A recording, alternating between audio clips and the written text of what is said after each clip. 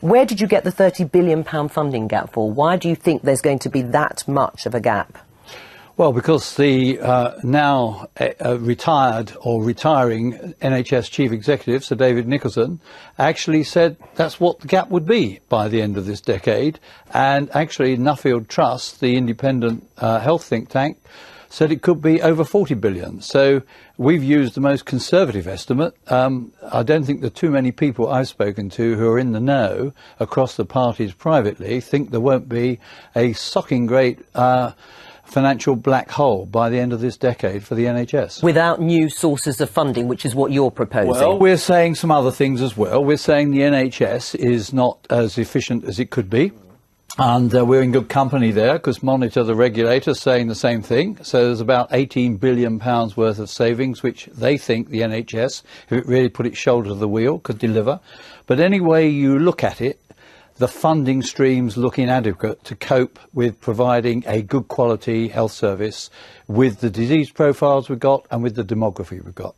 And this, because health spending is devolved, you're talking about England here. I'm talking about England. Right.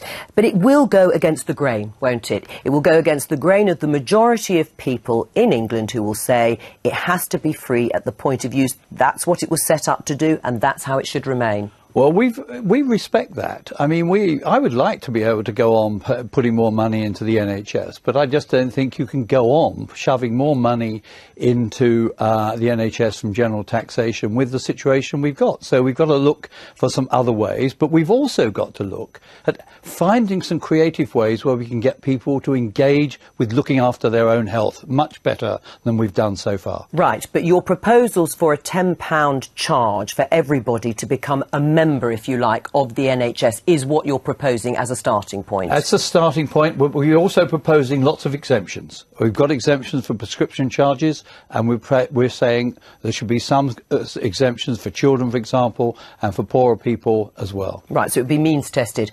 What do you think the reaction will be?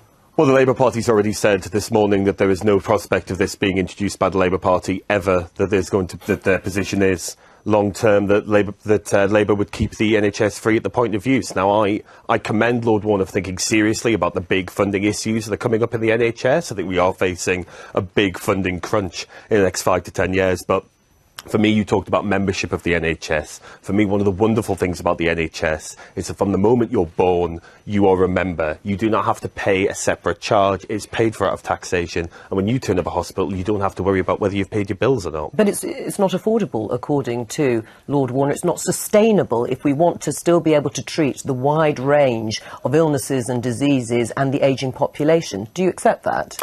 I'm not sure I do. I think there's still a case for it being funded through general taxation.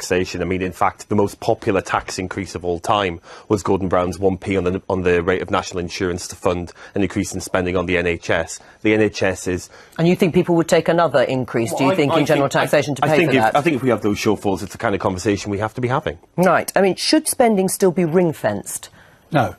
And I think it's wonderful the Labour Party has turned this down because no one has had this report before today from the Labour Party. So I find it rather difficult to see how they could have given very serious consideration to what's in the report. Right, so you're really saying that they're just not taking any notice of it, or they're not going to think about it because politically it wouldn't be palatable? I think they've actually got to revisit some of the issues around the NHS. I'm interested in preserving the NHS for my kids and my grandchildren. What are the other charges that you'd be looking at? You say that would be a starting point. What about charging to go and see your GP? What about charging for food in hospital? Are those things that you would look at? Well, what we've tried to do with this membership idea is not actually have a charge for GPs. We've tried not to put a barrier into people going to the GP when they feel the need to go to the GP. This is an annual subscription. We have suggested that one of the things to be considered, as in France and Germany, is a small charge for the hotel costs of being an inpatient, particularly if you're in for an exceptionally long period of time. It may not surprise you to know that the Unite Union has put out a press release saying that you have a conflict of interest because you have links with private healthcare companies. What do you say to that? Well, it's rubbish. They're out of date. Right. You haven't got links to private healthcare. I haven't got any. Right. I mean, they will say that there is a conflict of interest where there's this privatisation of the NHS. Is that how you would see it? No, I've always used the NHS. My kids use the NHS. I should go on using the NHS. But I should probably be a bit more selective about which hospital I place myself in the charge of. Right. And in terms of social insurance, one of the other things that is mentioned, do you think that would ever be politically palatable? Well, look, I mean, they have social insurance in France, which is a far more left-wing country in many ways than our own. However, I just think within the UK, it is so much within the day-to-day conversation around healthcare that it is free at the point of use, and I just don't expect that to change. Doesn't look as if it'll happen in the near future. Oh, I don't know. I've actually seen today there's been a survey of MPs across the party. Nearly 50% of them actually say that the NHS won't be free at the point of use. That was Conservative MPs, though. I doubt that would be replicated amongst 39 Labour MPs. Labour MPs in that. All right, let's leave it there. Lord Warner, thank you.